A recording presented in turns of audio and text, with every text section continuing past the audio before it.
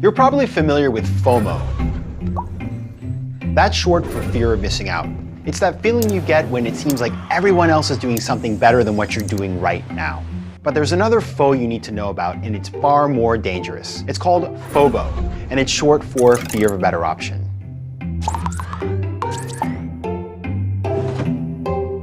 We live in a world of overwhelming choice. Even decisions that used to be simple, like choosing a restaurant or making everyday purchases, are now fraught with overanalysis. Technology has only made the issue more pronounced. If you want to buy a pair of white shoelaces online, you have to sort through thousands of items and read through hundreds of reviews. That's an astounding amount of information to process to just buy 2 pieces of string that cost less than your morning latte. Chances are you've experienced FOBO when you struggle to choose just one from a group of perfectly acceptable outcomes. It's a symptom of a culture which sees value in collecting and preserving as many options as possible. You might wonder why all of this is so bad. It seems counterintuitive. Shouldn't it be a privilege to have so many good options to choose from? The problem is, FOBO induces such severe analysis paralysis that it can negatively impact both your personal and your professional life. When you can't make decisions with conviction, you waste precious time and energy. Luckily, there is a way to overcome FOBO. Here's the secret. With any decision you make, you first have to determine the stakes, as this will inform your decision-making strategy.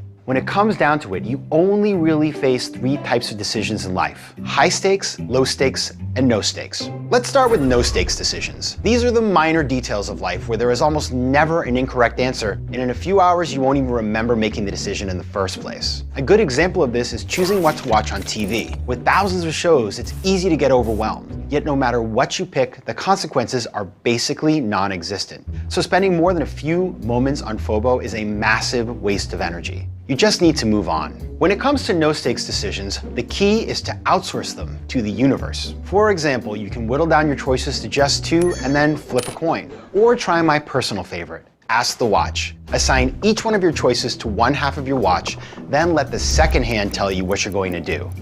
Looks like I'll be having the fish.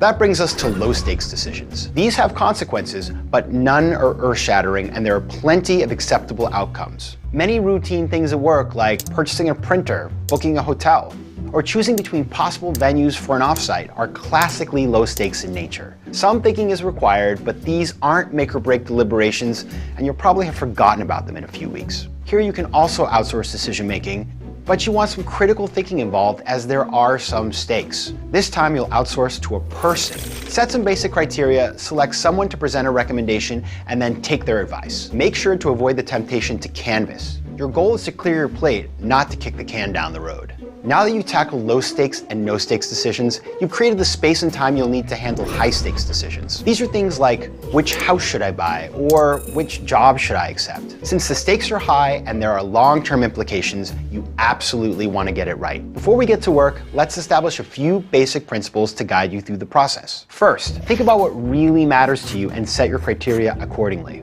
Second, gather the relevant facts. Make sure you collect data about all of the options so you can be confident that you're truly making an informed decision. And third, remember that FOBO by nature comes when you struggle to choose just one from a group of perfectly acceptable options.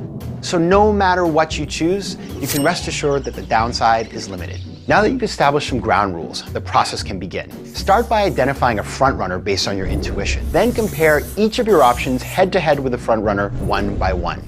Each time, choose the better of the 2 based on the criteria and discard the other one. Here's the trick to avoiding FOBO. When you eliminate an option, it's gone forever. If you keep returning to discarded options, you risk getting stuck. Now repeat this process until you get down to one final choice. If you follow this system, you will usually end up with a decision on your own. On the rare occasion that you get stuck, you will outsource the final decision to a small group of qualified people who you trust and who are equipped to provide you with guidance on this particular topic. Engage a group of 5 or less, ideally an odd number of people, so that you have a built-in tiebreaker if you need it. Now that you've made your choice, one last challenge remains. You have to commit. I can't promise you that you'll ever truly know if you've made the perfect decision, but I can tell you this: a significant percentage of people in the world will never have to worry about FOBO. Unlike the billions of people who have few options, if any, due to war, poverty, or illness, you have plentiful opportunities to live decisively. You may not get everything you want, but the mere fact you get to decide is powerful. In fact, it's a gift. Make the most of it.